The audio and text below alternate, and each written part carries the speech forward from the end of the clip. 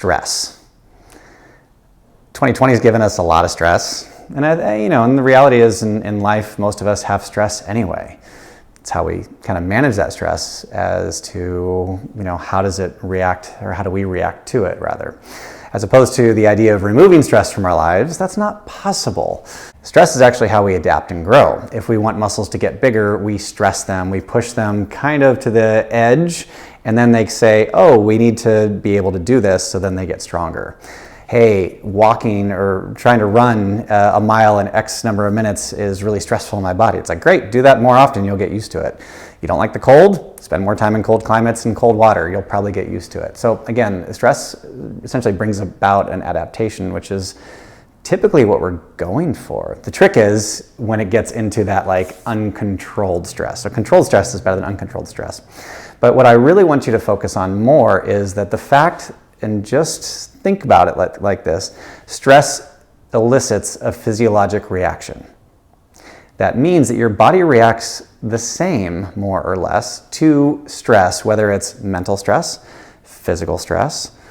It doesn't really matter. A very wise guy and coach that I know used to say that, your body doesn't know if you are doing a 5x5 back squat or you just got punched in the face.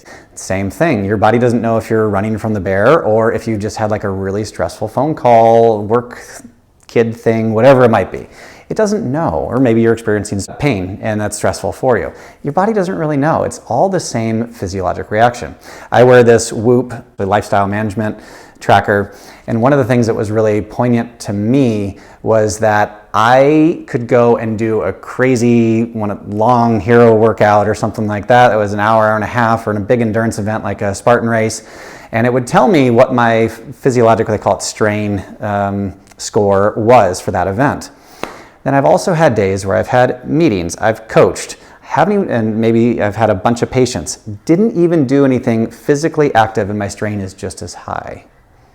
You go, gosh, I didn't even do anything today. I didn't go work out, I didn't do anything too hard. It's no, but my day, it's in itself, because of all those tasks and the content of those tasks and how my body was reacting to those tasks, was just as stressful as if I had done a really long, hard workout. Well, maybe your body is already chipped down and really kind of run down as a result of whatever those other stressors are, and then adding more pressure of having to work out, and then also adding the pressure of how intense your workout should be on top of that, might be doing something that is just too much. Stress management, I'm only in my early 40s, but I've learned that is something that I really have to pay attention to have a high quality of life. And when I don't pay attention to it is when I tend to get in trouble with just how I'm feeling, my body starts breaking down, I'm not sleeping, etc.